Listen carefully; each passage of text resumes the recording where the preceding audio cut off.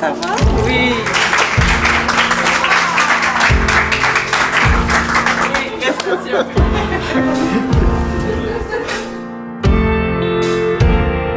Sarah, je vais te donner la parole parce que je pense que tu voulais raconter partie de ton histoire. J'avais pas une relation ferme avec le Seigneur. Et puis mon père a commencé à prier pour moi et je dirais pas par pur hasard parce qu'il n'y a pas d'hasard avec Dieu, mais Dieu est venu me parler dans mon cœur, donc c'est dur à expliquer. C'est vraiment comme si le temps s'était arrêté. Je comprenais pas trop qu'est-ce qui se passait. Il me dit à quel point qu'il m'aimait puis qu'il aspirait à me ramener vers son amour puis qu'il aspirait à avoir une relation avec moi. Il était en train de me dire que j'avais un choix à faire, que je devais mettre les priorités à bonne place dans ma vie. Ça a été le début d'une épreuve de foi qui était très, très douloureuse. Je réalise que je devais depuis longtemps remettre cet équilibre-là dans ma vie. Puis Dieu prend beaucoup plus de place dans ma vie. En fait, je lui laisse la place en fait qu'il devrait avoir. You know my secrets. J'ai toujours, comme vous pouvez voir, été élevée dans une famille chrétienne, entourée de chrétiens, mais j'ai pas compris avant 2012 c'était quoi l'amour de Dieu. À quel point Dieu m'aimait, puis pourquoi il m'avait créé, puis il m'avait créé comme lui. Ma relation avec Dieu a été un peu comme une montagne russe, puis je la définis un peu comme s'il y avait une corde, pas une corde, mais un cordon entre moi et Dieu.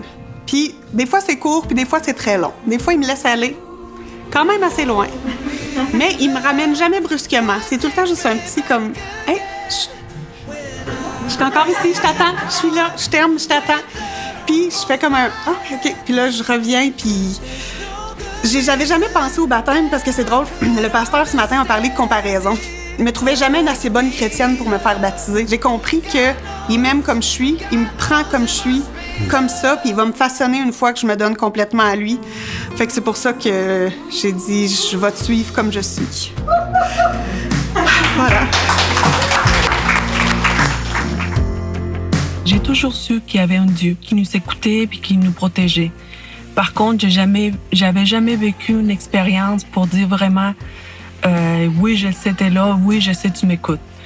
Mais dans un moment de ma vie, j'avais pris la décision de déménager au Canada. Ma mère a dit, prie pour qu'il te donne le chemin à suivre. C'est quoi sa volonté? Fait que, bon, sans trop savoir, je me suis mis à genoux, j'ai prié, je me disais, mon Dieu Seigneur, montre-moi le chemin, donne-moi un signal. Là, j'étais comme surprise, je me disais, ça se peut pas que Dieu il mette tout ça assez rapide des réponses.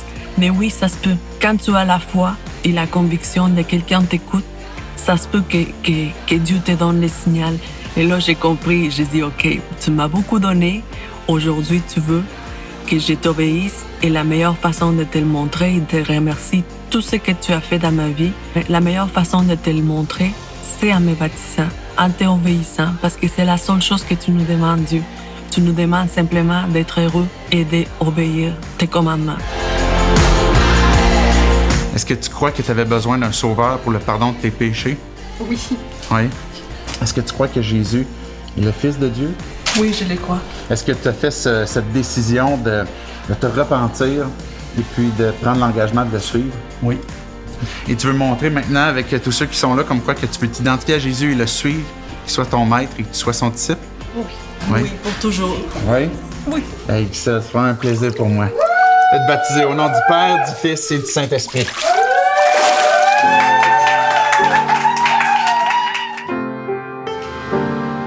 Every disaster, when I run away, love's running faster. Every mistake, every disaster, when I run away.